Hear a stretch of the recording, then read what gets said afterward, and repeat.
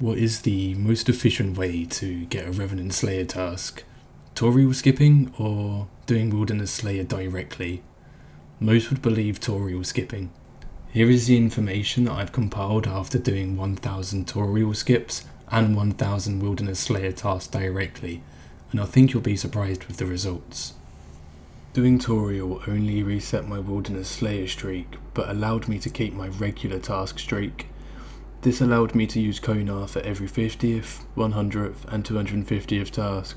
This awarded 9,500 Slayer points across the 1000 tasks, with an average task completion time of 3 minutes. None of the 9,500 Slayer points were used, so they were all left over. Doing Cristilia for 1000 Wilderness tasks directly earned a total of 44,375 Slayer points. 24,360 of these points were used to skip a total of 812 tasks. 1,812 tasks were cycled through, with 1,000 being completed. This left us with an average task time of 3.3 minutes, as well as having 20,015 Slayer points left over, plus 375 larrens keys in the bank. With that being said, this guide will show you which tasks I completed inside of the wilderness and how I completed them. I hope you enjoy, and let's get started. Here is a list of all the tasks I completed. There is 15 tasks on this list and 15 clips of how to optimally kill them to follow. However, only choosing 13 of these 15 to complete is required to get results close to mine. For Iron Men, I would recommend ignoring spiders and lesser demons, as they use the most cannonballs. Anything that is not on this list already, for example, ice giants, green dragons, lava dragons, or ents, is always skipped. It is possible to get unlucky and skip multiple tasks in a row that are not one of the 13 tasks you are completing, and because of this, I recommend having at least 450 Slayer points before starting Wilderness Slayer. You will profit a lot of points and have results similar to mine, so don't be put off by any bad RNG for tasks when starting out. For Revenant tasks to be optimal, you will want Aviancy tasks turned off, boss tasks off, the I Wieldy More Slayer perk off, as well as copying the block list in the picture bottom right. Also, for anyone interested in looking at very in-depth setups for Revenants themselves, information like max hits, accuracy, damage per second and more, ranging from low-level Iron Men to end-game player setups, then all this information will be at the very end of the video. I'll sink like stones if you let me. The skeletons use a burning amulet and teleport to the Dark Warrior's fortress. From here, run to the south side of the castle. Bowfa or any long-ranged weapon is ideal for this task. And once you're there, place your cannon down and stand on the tile marked S. This area is single combat, so trying to avoid or killing the skeletons closest to you is optimal. Skeletons also have a 42-second respawn time, so hopping worlds after clearing will make this task twice as fast.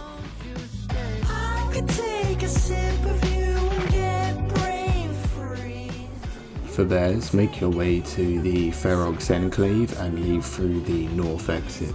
There is 9 bear spawns total, 5 are to the south of the small building here and 4 are to the north. After clearing the 5 south, place your cannon down and kill the 4 northern bears. For the rest of the task, you will want to rotate between the 5 south and 4 north. Some of the cannon spots in this guide are different to the spots Runelight tells you to place your cannon. I found most of the spots Runelight tells you to be suboptimal, and have optimized the spots used in most cases.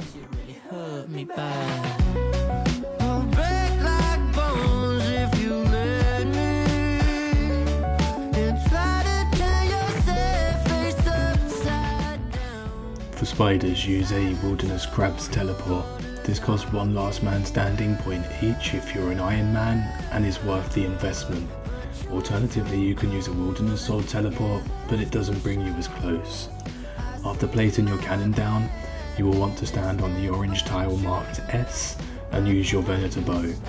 The Venator bow has a max hit of 84 with rune arrows and a necklace of anguish whilst on task, and should be hitting well into the 90s with dragon arrows. Chin chompers or a blowpipe would work just fine, but the Venator bow is optimal. The spiders are also poisonous, so don't forget to bring an anti-poison.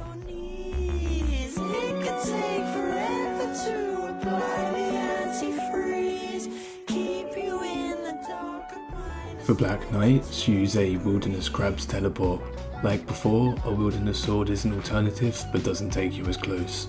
You want to use a Venator bow for this task, and after placing your cannon down, grab the aggression of all of the Black Knights and head to the orange tile marked S. You can 100% AFK the entire task from this spot, however there are 2 knights that will not aggro you if you choose to AFK. Coming up on screen is an arrow pointing to the respawn timers of these 2 knights. By moving to the white tiles near their respawn, just before the respawn, you will instantly draw their aggression as they respawn, speeding up the task quite a bit.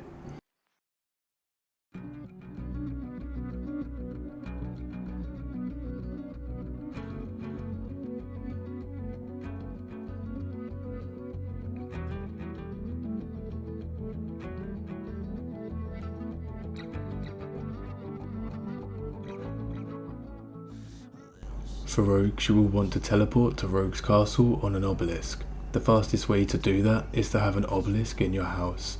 Alternatively, there is an obelisk just outside of the Ferox Enclave. Once there, you want to clear rogues on your way through the castle whilst making your way to the tile marked C and place your cannon down. I have the higher level rogues marked blue and the lower levels marked black. After placing the cannon down, we rotate around and through the castle in a circular pattern, killing 4 weaker rogues outside, then 5 weaker rogues inside. Every time I reach my cannon again, I blowpipe the stronger rogues whilst moving towards the weaker rogues and waiting for their respawn.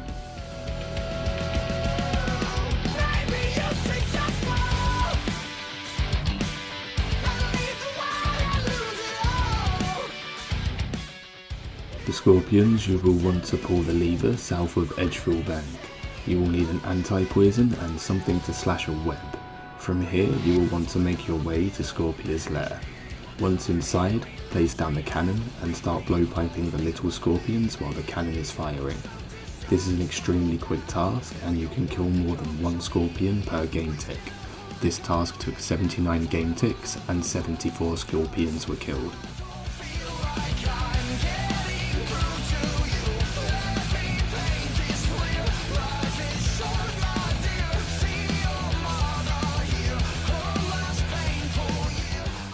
The Dark Warriors use a burning amulet and teleport to the Dark Warriors fortress.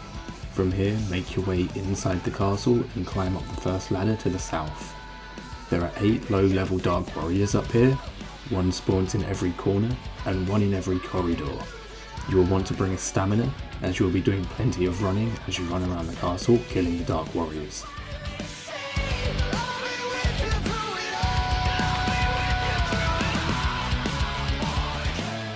Zombies use Carolanga teleport tabs or have the Carolanga teleport in your house. Alternatively, run 15 seconds north of the Ferox Enclave. Once there, place your cannon down near Calvarion's lair, then make your way west near the 2 coffins surrounded by a metal fence. You will want to avoid being attacked by any zombies as it is single combat. Anytime you are hit by a zombie, your cannon will stop firing. So do your best to move out the way of the incoming zombies. This area seems to be the best area to deal with avoiding them.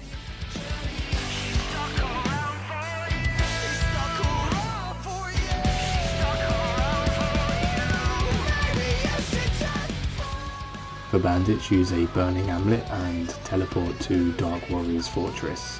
You will need a stamina for this task as it requires a lot of running. Using the Venator bow here is optimal, if not a bowfa or blowpipe is fine. Once at the back of the camp, you will want to clear the bandits and then place down your cannon. I have the lower level bandits marked green, and after clearing them all around the cannon area, you will want to make your way back to the entrance to clear the bandits there. For the rest of the task, you'll want to cycle between those two areas, the cannon area and the entrance to the camp. And I also had to use better NPC highlights plugin to be able to tag the lower levels separately from the higher levels. It's taken a lifetime to lose my way, a lifetime of yesterday. For pirates, use Ice Plateau teleport tabs. You will need a lockpick and want to make your way to the small building on the other side of the agility course. A bowfa is optimal for this task as it one-hits the pirates more often, but honestly any weapon is fine. You don't save a bunch of time by being active during this task. I see this as my cup of tea task, and the tile marked in this room is directly between 4 respawns and the optimal spot to AFK the task. I'm right where I should be. Don't try and fix me. I'm fine in the For Moss Giants, use a Revenant Caves teleport. Alternatively, teleport to the level 35 obelisk. They are the same distance from the Moss Giants, they're both very close.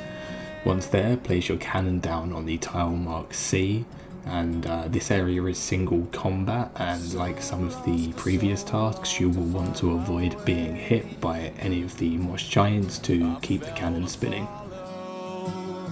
I'm out of place. Crossing. For lesser demons, use a burning amulet and teleport to the Chaos Temple. From here, head north, climb down the stairs and enter the Wilderness Slayer Cave. The lesser demons are to the northwest of the cave, and once here, place your cannon down on the tile marked C, and then kill the lesser demons from the tile marked S. It took a little while of moving the cannon and myself around to find a spot this optimal. The cannon will hit twice on almost every demon, and the cannon will fire on every spawn. This is the fastest way to get a lesser demon champion scroll as well.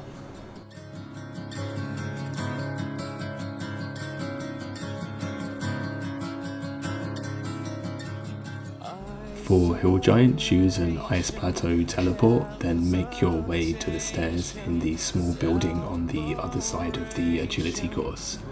Once inside, place your cannon down on the tile marked C and kill the Hill Giants from the tile marked S.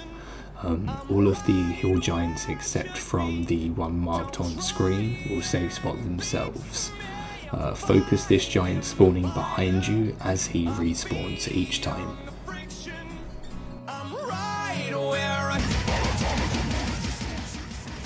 Some of you may have looked in my invent throughout the video and wondered why I have no food or brews. I don't believe it is worth tanking teams and wasting supplies. There is a nice trick you can use instead by dropping all your potions and suiciding to the team. You cannot drop supplies for players in the wilderness. This only applies to food and potions. My expeditious bracelets did appear, but they were not taken. Most pkers will have a full invent of supplies and be dropping a food or brew to take your loot key. They are unlikely to want to fill their invent with low value items like expeditious bracelets or burning amulets.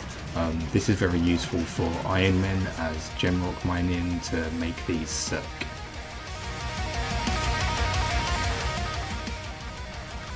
Finally, I'm going to leave you with 12 different setups for Revenants. I've added some extra information like DPS increased by amethyst arrows, weather dragon boots at a max hit or any DPS. Feel free to pause the video, save the pictures and refer back to them later when upgrading to a better setup. Also, for anybody wondering, an Abyssal Whip and Zamarakian Hasta both are slightly less DPS than the Rune Crossbow and are not worth taking. And that's about everything. If you made it this far, please like, comment and subscribe. This one took a hell of a lot of work and I've got a few more videos coming soon, so I will see you guys on the next one.